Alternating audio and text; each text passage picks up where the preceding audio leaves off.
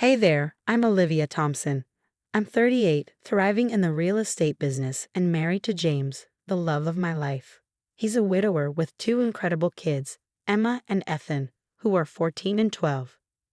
Let me tell you, being a stepmom is no easy feat, but I wouldn't trade it for the world. We've built a cozy life in suburban Chicago. James is a top surgeon at the local hospital, and I'm closing deals left and right. Life is good, but then there's Mark, James's brother. Mark, oh boy, where do I begin? He's married to Sarah, and they have two kids, Tyler and Mia. Mark is always cooking up some new business idea, but none of them ever seem to work out. I can sense the jealousy in his eyes whenever he's around James. Last Thanksgiving, we had the whole family over at our place. I was in the kitchen, busy making my famous apple pie, when I overheard Mark talking to James. "So how's playing house with the real estate agent?" he sneered. I froze, my hand halfway to the cinnamon. James laughed it off. "Come on, Mark. Olivia's amazing with the kids. We're happy." "Sure, but she's not their real mom, is she?" "How could she be?" It felt like a punch to the gut, but I took a deep breath, pasted on a smile, and brought the pie out as if nothing had happened. Later, while I was helping Emma with her math homework, Mark swaggered over. "Hey, step on Olivia, trying to win them over with homework help." I stared him down. Family isn't about blood, Mark. It's about love. Emma squeezed my hand under the table, and I knew I had her support. But it's not all drama. James and I share quiet moments too. One night, after the kids were in bed, he sat me down. "Liv, I need to tell you something," he said. "The doctor found a little issue with my heart." My own heart nearly stopped. "Is it serious?" "It's manageable with meds, but it made me think. I should update my will, just to make sure you and the kids are taken care of." I wanted to argue, to say he'd be fine, but I knew he was right, so I nodded, holding back tears. "We'll face whatever comes together," I told him. That night, as I lay in bed, I worried about James, the kids, and even Mark's attitude. But then I heard Ethan laughing down the hall as James told him a bedtime story and Emma's music softly playing from her room. I realized no matter what life threw at us, we were a family, and that's all that mattered. Then came the day that turned everything upside down. It was just another Tuesday morning. I was pouring my second cup of coffee when the phone rang. My world shifted as I heard the news. James had collapsed at work. By the time I reached the hospital, he was gone. Just like that, my rock, my partner, the love of my life gone. The weeks that followed blurred together in a haze of tears and casseroles. Emma and Ethan clung to me, and I to them, all of us lost in our grief, trying to figure out how to move forward. Then came the reading of the will. I sat there, numb, barely processing the lawyer's words until Mark's voice cut through the fog. "What do you mean she gets an equal share? She's not even family." I blinked, focusing on his angry, red face. "James wanted to take care of all three of us," I said quietly. "This is ridiculous. You manipulated him. Those aren't even your real kids." The lawyer tried to step in, but Mark wasn't done. "You're nothing but a gold digger. You didn't love James. You just wanted his money." I felt Emma trembling beside me, and I finally found my voice. "That's enough, Mark. This is what James wanted. End of discussion." But it wasn't the end. Over the following weeks, I started getting cold looks from family members, and the whispers stopped when I entered a room. Finally, at a family dinner, James's cousin Linda pulled me aside. "Olivia, I think you should know, Mark's been saying some things." My stomach dropped as Linda explained. According to Mark, I had seduced James for his money, never cared about the kids, and was probably cheating on him before he died. The words made me feel physically sick. The worst was yet to come. Emma had a big choir performance at school, and I was helping her with her hair when my phone buzzed. A text from Ethan. "Uncle Mark is here. He looks mad." Alarmed, I rushed downstairs to find Mark standing in the living room, reeking of alcohol. "There she is, the little homewrecker," he slurred. "Mark, you're drunk. Go home," I said, trying to stay calm. "Not until you admit what you did. You stole my brother's money," he shouted. Emma appeared at the top of the stairs, wide-eyed. "Mom, what's going on?" Mark turned on her, his voice harsh. "She's not your mom. Your real mom is dead, and this woman is trying to steal your inheritance." Emma burst into tears and ran back to her room. I saw red. Get out of my house now, I demanded. Or what? You'll call the cops? Go ahead. I'll tell them how you manipulated my brother, he taunted. Just then, Ethan emerged from the kitchen, holding the phone. I already called them, Uncle Mark. They're on their way. Mark's face paled. He stumbled toward the door, throwing one last insult over his shoulder. This isn't over, Olivia. As the door slammed, I sank onto the stairs, my head in my hands. Ethan sat beside me, worry etched across his young face. Mom, are you okay? I looked at him and then at Emma, her tear-streaked face peeking down from the stairs. In that moment, I knew these were my kids, and I would move heaven and earth to protect them. I'm okay, sweetie, and we're going to be okay. I promise. As I held my children that night, I realized Mark was right about one thing. This wasn't over. Not by a long shot. It was time to fight back. A few days later, I sat across from Mike, the private investigator. My stomach churned as he slid a folder across the table. You were right to be suspicious, Mrs. Thompson. Your brother-in-law's been busy, he said. I opened the folder, my eyes widening as I skimmed the contents. Embezzlement, gambling debts, loans in James's name. Mike nodded grimly. Mark's in deep. He's desperate for that inheritance to cover his tracks. I felt sick. Thank you, Mike. This changes everything. Later that day, I met with my lawyer, Sandra. Can Mark contest the will?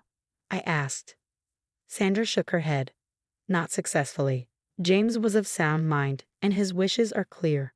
But be prepared, Mark will probably try anyway.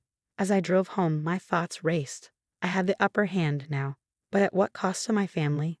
When I walked into the house, I found Emma and Ethan sitting on the couch, looking anxious. Hey kids, everything okay? I asked. Emma bit her lip. Mom, Uncle Mark called us. My heart sank. What did he say? Ethan spoke up. He said you were lying about Dad's will, that you're trying to steal our inheritance. I sat down heavily, overwhelmed. Oh, kids. Emma reached for my hand. We didn't believe him, Mom. We know you'd never do that. Tears pricked my eyes. Thank you for telling me, and thank you for trusting me. We hugged, and in that moment, I realized how far we had come. These kids, who I had feared might never accept me, now trusted me completely.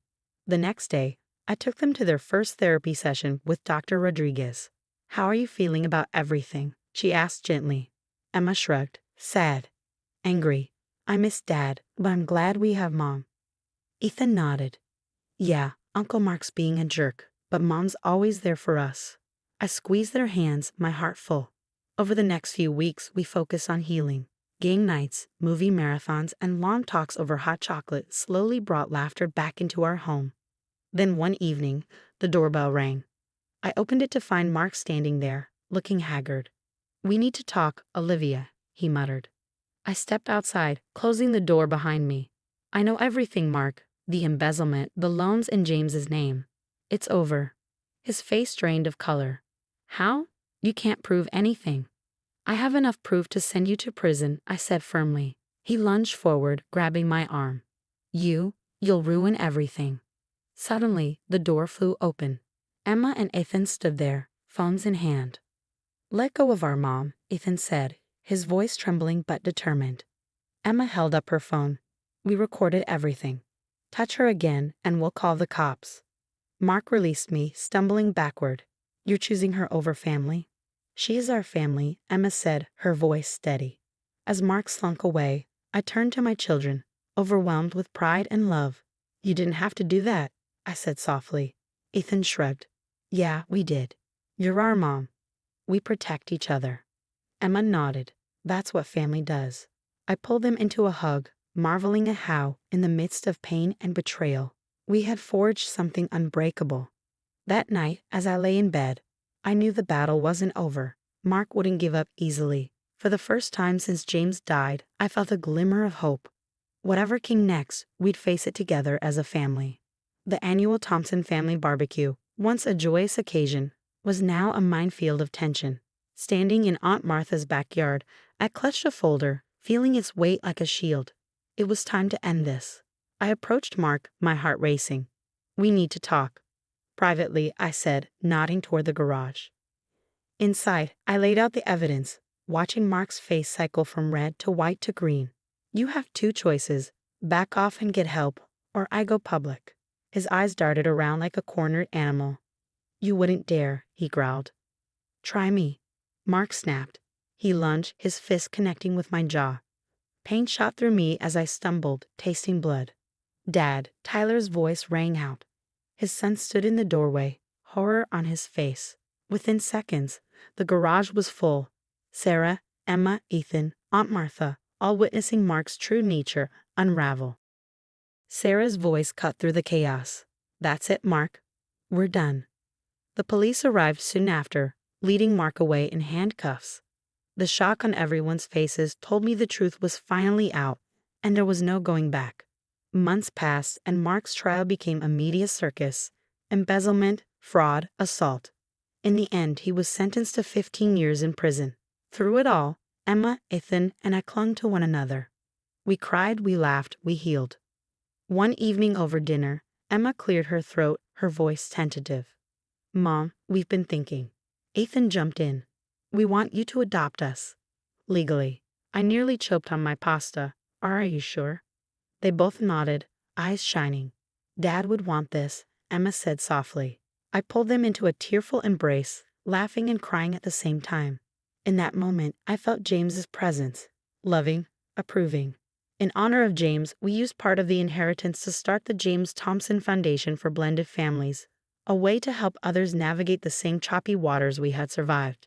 Tyler and Mia were frequent visitors too. They had lost their father to his own demons, but they gained a support system in us. Today, we stood at James's grave. The air was crisp, leaves crunching under our feet. Emma laid flowers on the headstone. Hey, Dad, we miss you, she whispered. Ethan grinned. Remember when he tried to teach us to fish and fell into the lake? We laughed, the sound echoing in the quiet cemetery.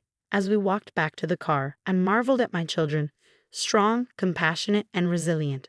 They had faced loss and betrayal, but had come out shining. Ice cream, I suggested. Race you to the car.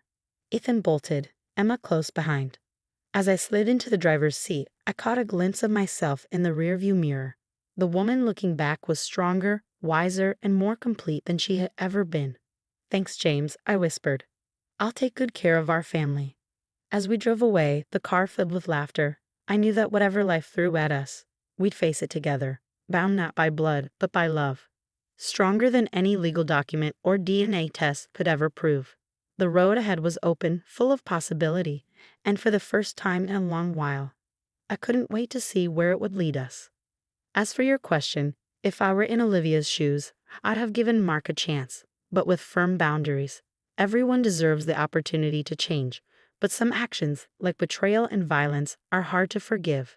Sometimes protecting your family means cutting toxic ties. What about you? Would you have given him a chance?